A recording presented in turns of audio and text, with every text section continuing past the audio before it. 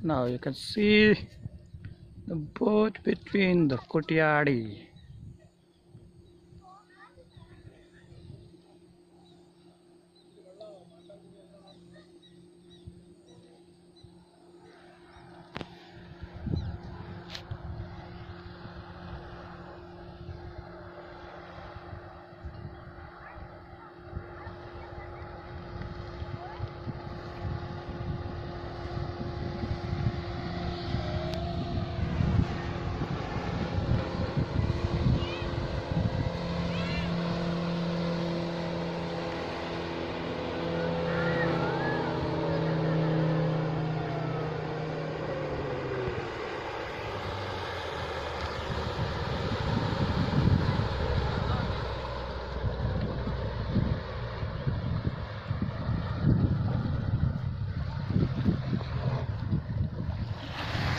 ये लहर मार रहा था ये हैं, इतनी लहर यही पैदा कर देता है।